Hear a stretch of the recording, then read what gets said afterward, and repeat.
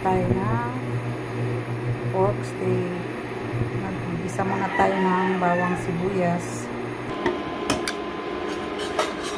Ayan guys, mag-isa tayo ng bawang sibuyas.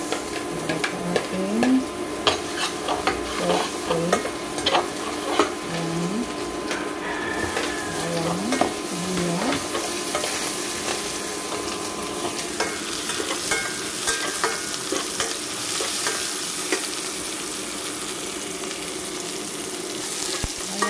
Ikot muna natin hanggang sa mag-brown ang ating bawang at sibuyas. Ayan, at brown na nga siya. Pwede na natin ilagay yung ating pork. Ayan, ikot muna natin, ha? Hanggang sa mag-brown yung ating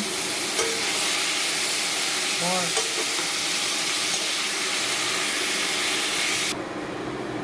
Ayan, lagyan natin ng paminta.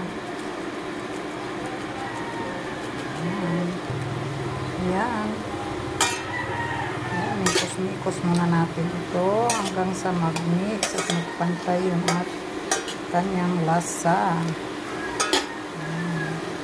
Ikos.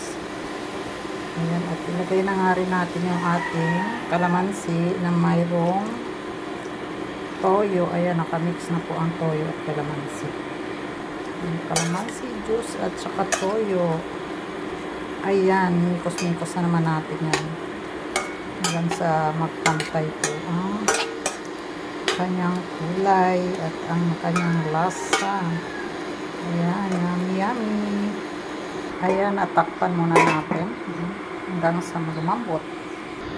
Ayan, at buksan muna natin. Ang binuksan natin dahil lalagyan natin to ng magic. Ayan, yung mamagikin niya yung pagkasarap-sarap. Ayan. Ayan. Para mas yummy, kailangan nating magikin yung kanyang sarap. Ayan, at magprito muna tayo ng ating sibuyas para sa ating pork steak. Ayan, mas masarap ang pork steak pag pinito yung ating sibuyas. Ayan. Konting prito. Saka rin natin ilagay yung ating pork steak dyan.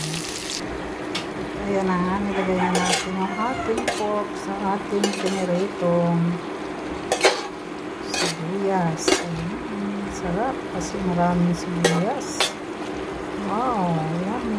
Ayan, luto na yan. Thank you for watching.